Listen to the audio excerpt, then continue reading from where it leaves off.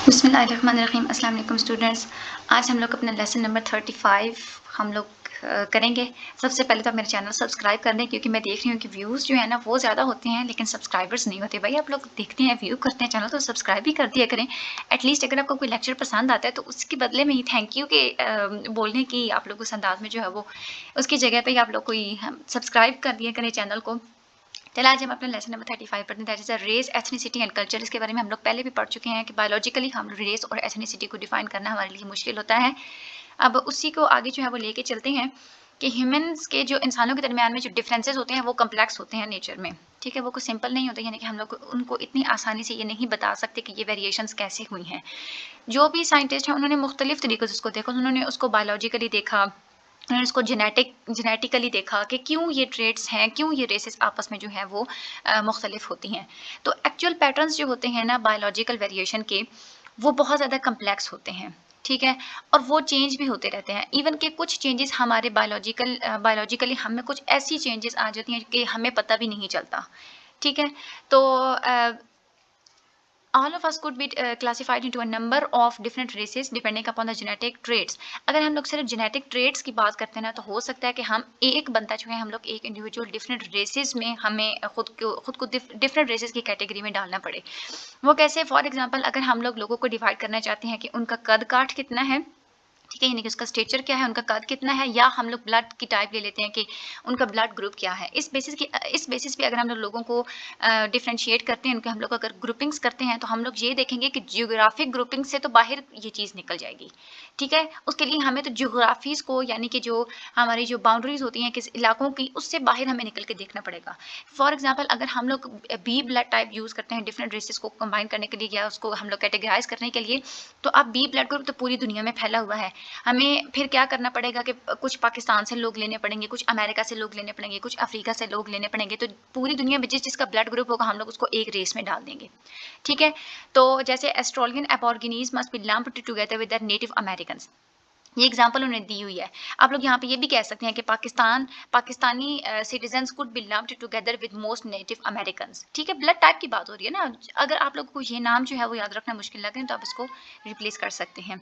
उसके बाद उन्होंने क्या किया, फिर उन्होंने ये तो देखा कि हम लोग बायोलॉजिकल वेरिएशन की वजह से, ये जेनेटिक ट्रेट की वजह से तो नहीं हम लोग उसको डिफरेंशिएट कर सकते, क्योंकि उन्होंने ब्लड टाइप की एग्जांपल लेके देख ली।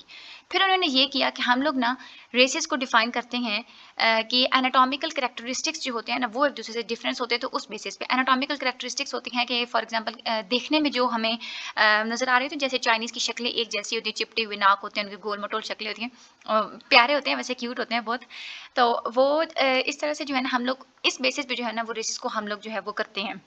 ठीक है, लेकिन उन्होंने फिर ये देखा कि जो मुख्तलिफ अगर हम लोग किसी एक चीज़ पे हम लोग अगर फ़ोकस करते हैं, ठीक है, फॉर एग्ज़ाम्पल हम लोग किसी की जो है वो कद-काठ पे सिर्फ़ फ़ोकस कर, बॉडी शेप पे अगर हम लोग फ़ोकस कर लेते हैं या स्किन कलर पे फ़ोकस कर लेते हैं या किसी का गोल मुँह है उस पे फ़ोकस करके हम लोग उसको एक रेस में डालते हैं, तो वो हम लोग उनमें सिमिलैरिटीज़ तो देख रहे हैं, जो उनकी आपस में सिमिलैरिटीज़ हैं वो हम लोग देख रहे हैं, लेकिन हम लोग उनके आपस के डिफरेंसेस को जो है वो इग्नोर कर रहे हैं। और जो अगर हम लोग इस हिसाब से अगर किसी को हम लोग एक कैटेगरी में डाल रहे हैं, तो उनका as compare to other categories हम लोग उनके डिफरेंसेस तो देख रहे हैं, लेकिन हम लोग उनकी सिमिलैरिटीज़ को हम लोग क्या कर रहे हैं कि हम लोग इग्नोर कर रहे हैं। ठीक है, तो इस वजह से आखिर में जो कंक्लूजन जो था वो यही निकला था कि हम लोग सिर्फ जेनेटिकली इनहेरिटेड कैरेक्टरिस्टिक्स की बेस पे हम लोग ज़्यादा एक्यूरेट डिस्टिंक्शंस नहीं बना सकते।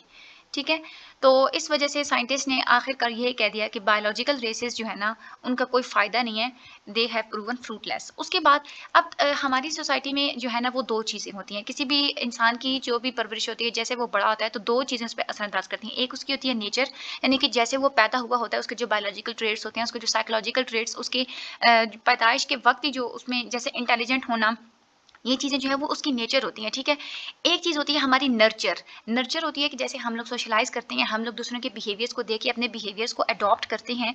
हम लोग अपनी सोसाइटी में जो चेंजेस हो रही होती है उसके हिसाब से हम जब खुद को चेंज करते हैं, तो वो हमारी जो चीज़ होती है वो नर्चर होती है।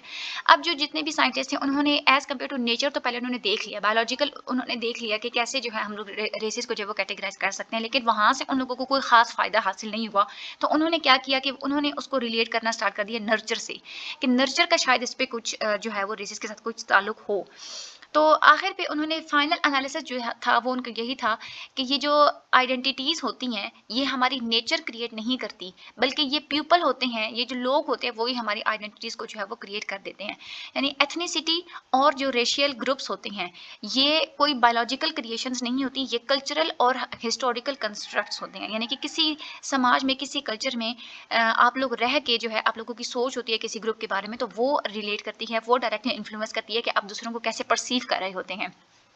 तो ये जो है, जो भी जो एथनिसिटी और जो रेसेस होती हैं, ये प्राइमरीली सोशल होती हैं, इनका बायोलॉजी के साथ कोई ताल्लुक नहीं होता, ये बायोलॉजिकल नहीं होती, लेकिन इनका ये मतलब भी नहीं होता कि वो बिल्कुल एग्जिस्ट ही नहीं करती, ठीक है। On the contrary races are very real to the, जाहिर सी बात है जितनी भी रेसेस हम लोग देखते हैं ना, हर इंसान के पास सोचने का एक हक होता है, उसको वो उस हिसाब से, अपनी सोच के हिसाब से किसी को किसी भी रेस में जो है वो कैटेगराइज कर देता है।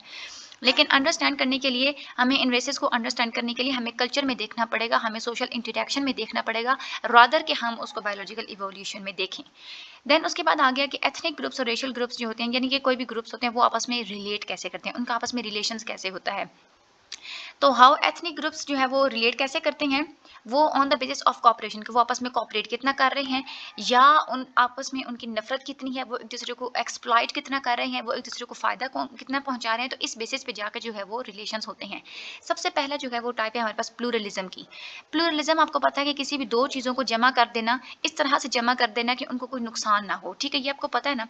तो प्लूरलिज्म वो होता है कि जब कोई भी दो ग्रुप या दो से ज़्यादा ग्रुप किसी भी सोसाइटी में रह रहे होते हैं, और वो बिल्कुल एक हार्मनी में रह रहे होते हैं, यानी कि एक दूसरे को कुछ भी नहीं कहते, एक दूसरे को नुकसान नहीं पहुंचाते, और वो बिल्कुल अपनी अपनी हेरिटेज और अपनी अपनी आइडेंटिटी के हिसाब से रह रहे होते हैं, तो वो उनका क्या होता है, वो होता है pluralism.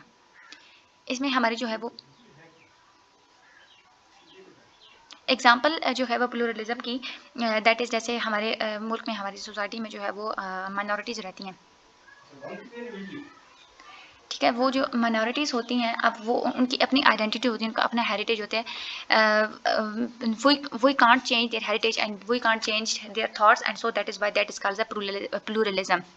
Other thing is assimilation. Assimilation हमें पता है, कोई भी एक बड़ी चीज़ जो है अगर छोटी चीज़ को अपने अंदर एब्जॉर्ब कर ले तो वो एसिमिलेशन होती है।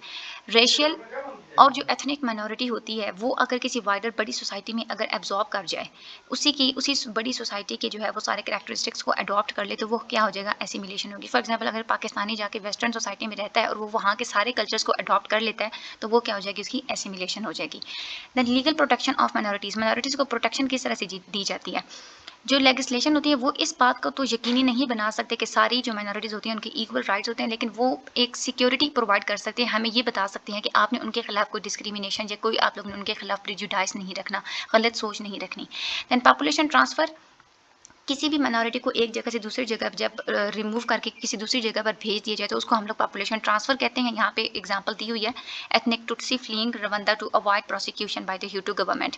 यानी कि अगर किसी जगह पे जुल्म ज़्यादती हो रहा है, तो हम लोग कुछ आबादी जो है वो वहाँ से हम लोग मूव ऑन करके दूसरी आबादी पे ले जाते हैं, ताकि वहाँ पे उन लोगों का नुकसान ना हो। तो that is the example of the population transfer. जैसे अफ़गानिस्तान जो है वो, अफ़गानिस्तान से रिफ्यूजीज़ वहाँ से, अफ़गानिस्तान के हालात ठीक नहीं थे, तो वहाँ से वो माइग्रेट करके हमारे मुल्क में आ जाते हैं, तो वो क्या होती है, हमारी पॉपुलेशन ट्रांसफ़र होती है।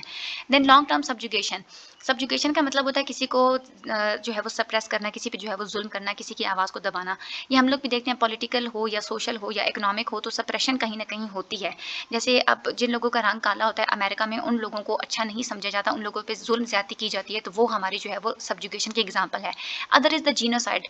जीनोसाइड यानी कि मैस एनिहिलेशन। उसका मतलब ये होता है कि बहुत ज़्यादा कोई भी लोग हैं, कोई भी सोसाइटी है, उसके ज़्यादा ग्रुप्स को अगर नुकसान पहुँचाया जाए या उनको जो है वो कत्ल वगैरह किया जाए, मर्डर किया जाए, तो वो क्या होता है, जीनोसाइड।